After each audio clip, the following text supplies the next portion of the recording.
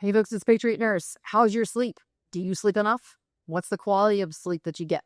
What would you do if you didn't have pharmaceuticals like Ambien or some of these other prescription medications at your disposal in a grid down disaster, or if you were not able to get access to healthcare for whatever reason? We're going to talk about that today with some of the herbs that we have behind me. And these herbs, we're going to cover 3 of them that really are used to support and have historically been used to help with insomnia and also to get the body into a better relaxation and natural rhythm. What did people do before there were these heavy-duty sleeping pills? Well, we're going to talk about that today, and we're going to potentially give you some options for a case where you don't have access to a physician or in a grid down disaster where you could not get a resupply of these medications. So the 3 herbs that we're going to cover today are valerian, oat straw, and chamomile. Now, all of these effectively have actions that would put them in the category of herbs called nervines. But in particular, valerian and oat straw are the 2 main ones that are nervines, i.e. nerve food. Chamomile is a little bit different. It's actually in a class of herbs called the diaphoretics. We're going to talk about these different qualities and also maybe give you some ideas as to whether or not these would be good to include in your overall holistic preparedness and whether or not this would be part of a well-rounded program to support your body's good restorative deep rest. So valerian, we're going to talk about valerian first. Valerian is the sticky, smelly sweat socks herb, and it has quite a pungent aroma. And the reason for this is because the volatile compounds that actually help to support sleep are in the oils, and these compounds are also what give this scent, this very distinctive scent to the herb. So be forewarned, it is rather aromatic and pungent. I don't find it particularly offensive, but it depends on what your tastes are. So valerian actually has a really interesting quality about it. It supports and nourishes the body with a couple of different mechanisms, but one of the mechanisms that actually is foremost is that it actually makes the heart contract more efficiently. So it slows the heart rate and also supports the myocardium. It supports the heart effectively in regulating itself and contracting more efficiently. So that could come across as contracting harder, but also slowing the rate. So this isn't in the same scale, for instance, as a pharmaceutical, something like digoxin or a beta blocker. It's not like a pacer. It's not a hardcore chemical blocker. And that's a big thing that people mistake when it comes to looking at the overall ways that herbs act versus the way that pharmaceuticals act. Herbs are superfoods, and the reason why they have the properties that they retain is because of their nourishing, tonifying nature, whereas a pharmaceutical is interdicting a specific chemical pathway. It blocks and suppresses a particular chemical pathway. And it's for this reason that there are so many side effects when it comes to pharmaceuticals, because when you block one pathway, there are other chemical processes that are happening with that specific pathway. So this is why you have the risk of side effects, especially with some particular types of medications that use pathways that are utilized by a lot of different chemical processes.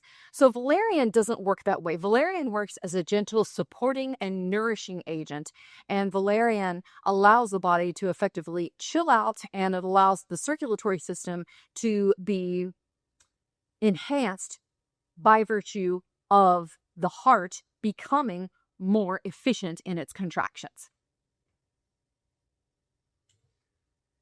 Now, all of these herbs that we are discussing today actually can be found in our 20 herb starter stash, which is on the Patriot Nurse website. This is a great way for you to really invest in starting your own apothecary for grid down circumstances, or really just wanting to incorporate these herbs in an overall nourishing protocol for your everyday life. They are superfoods. So if you're eating them, you're eating superfoods. If you're drinking them, you're drinking a superfood. Speaking of superfoods, oat straw is our next herb. Now, oat straw is in the category of herbs called nervines. Nervines, of course, are superfoods for the nervous system and for the tissues, the neurons, which are your basic structure there in the nervous system. Oat straw works by virtue of its chemical composition. It has, for instance, a dietary silica, there's phosphorus, there's a lot of minerals that are found in oat straw specifically, which the nervous system requires in larger amounts in order to regulate, to self-regulate, to function, and also to modulate changes necessary for instance, turning on circadian rhythm, helping you get into a good sleep pattern. And for instance, with people who deal with chronic pain, which keeps them from being able to sleep, Ostral is very nourishing for the tissues, and it helps to support overall nerve satiety, if you want to think about it that way. When you also think about the long-term impacts of narcotic medication, opioid medication for people who deal with chronic pain, this is a short-term gain, long-term loss.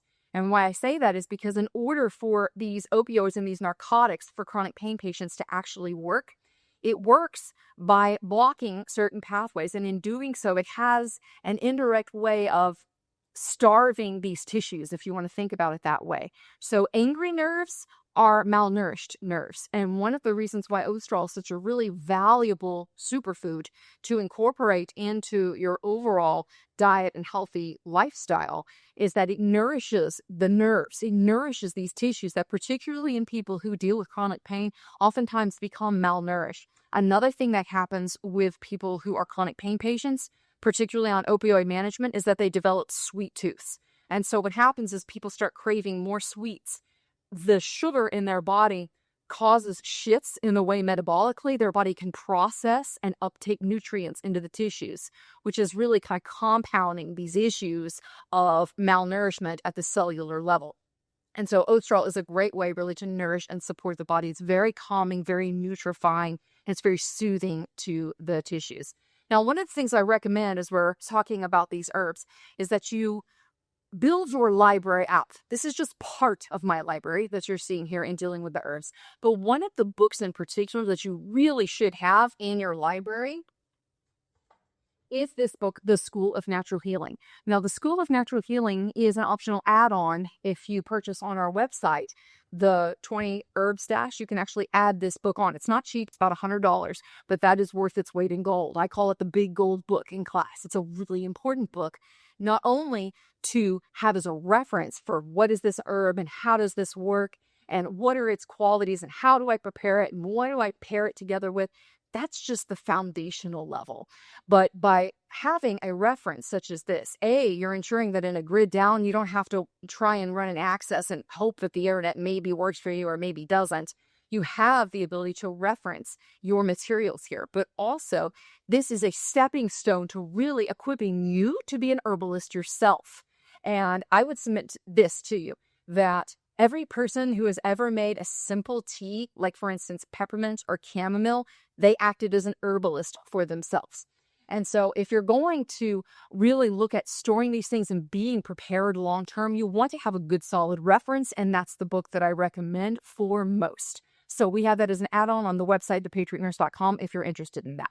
Now, the final herb that I want to cover today is a popular one, and that's called chamomile. Now, chamomile here, this is the flowers, right? The flowers of a chamomile herb, and it is so fragrant. It's so wonderful. And it's that fragrant, the volatile compounds that also give chamomile its sedative effects, but also it gives chamomile a double bonus, if you will, a diaphoretic effect.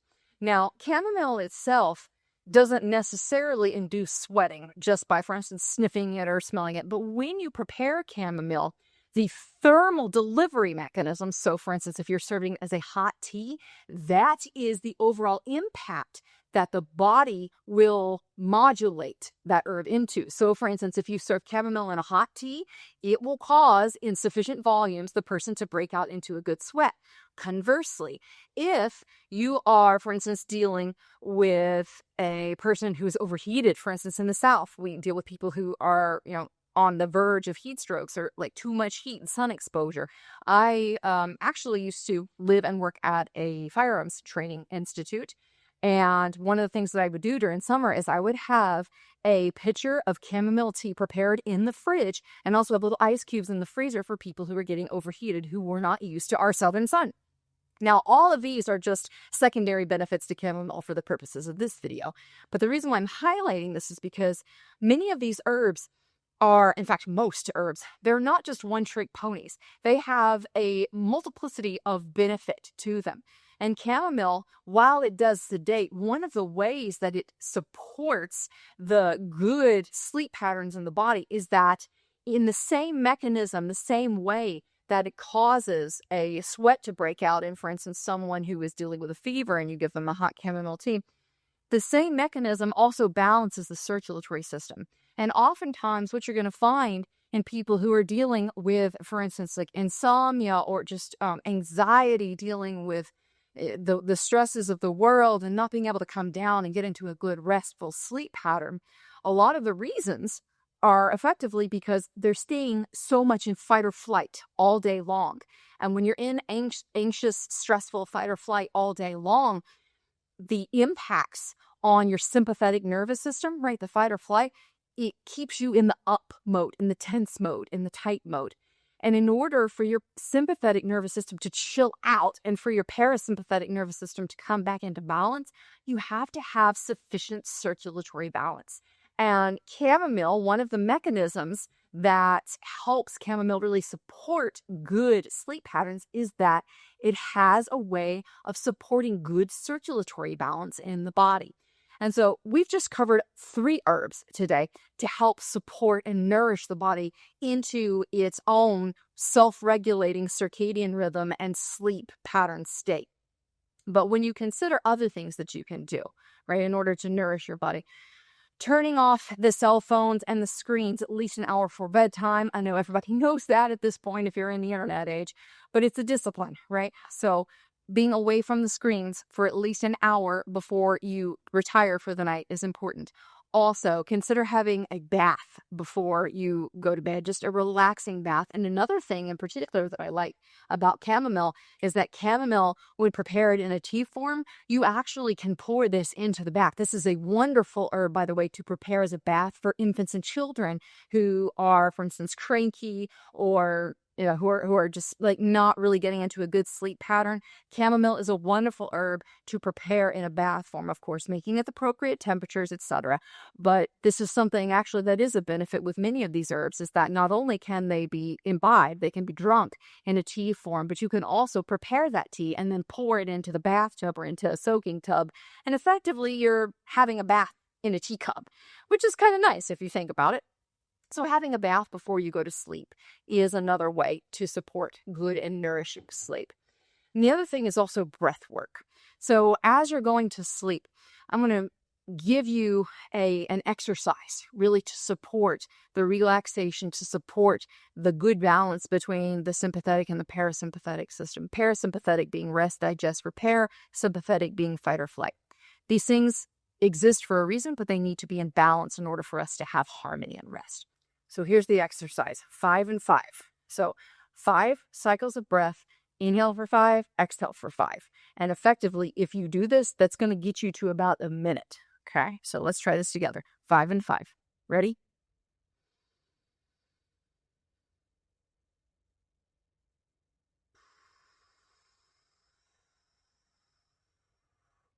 Inhale, 2, 3, 4, 5. Exhale, 5. Inhale, 2, 3, 4, 5. Exhale, 2, 3, 4, 5. Inhale, 2, 3, 4, 5. Exhale, 2, 3, 4, 5. Inhale, 2, 3, 4, 5. Exhale, 2, 3, 4, 5. Not bad, huh? That is a great practice to help you reset, to recenter, and also just to take a restful break during the middle of the day if you have a moment. Take every opportunity to rest and breathe when you get it. So friends, the subjects that we covered today for supporting the body in good rest, we covered the herbs. We also covered interventions that you can use to really allow your body to get into a good restful sleep pattern, but also to support your body in breath and in circulatory balance. And the herbs that we covered today are valerian, oat straw, and chamomile. Oftentimes people will ask the question, well, can I stack these together? Can I take, for instance, my ambient and stack on these herbs? Here's the issue. Most of the time that people are taking just one pharmaceutical, it's not just one pharmaceutical. There's other things. Oftentimes they're taking things like clonidine on top of it, which affects blood pressure, of course. So my perspective is, and what I advocate for my family members is, if you are adding an herb into a regime and you have pharmaceuticals that you're already taking, run this past your pharmacist, because the pharmacist had the most updated, the red book that will tell them about interactions, etc. Really, when you think about it, for the most part, there are a few drugs where there are exceptions to this, but for the most part, the herbs are not harming your body. What they are doing is they are causing your body to work more effectively. So what would happen is, by nourishing the body and getting it back to a norm, you would by default need less of the pharmaceutical, right? Because the pharmaceutical is blocking or trying to, force the body into a particular position. So I would recommend, actually, that you run these things, of course, past your doctor and past your pharmacist, just as a point of being responsible. But if you're looking for alternatives and you don't want to use pharmaceuticals, or you don't have access to pharmaceuticals, or you're looking to prepare for a circumstance where we don't have access to any standard white coat healthcare, then this would definitely be a great thing for you to consider. So again, the recommended resource that I have is the School of Natural Healing book. And we sell these, of course, on the website, along with the herbs here. But the herbs, again, they work because they are superfoods. So they are nourishing tonics.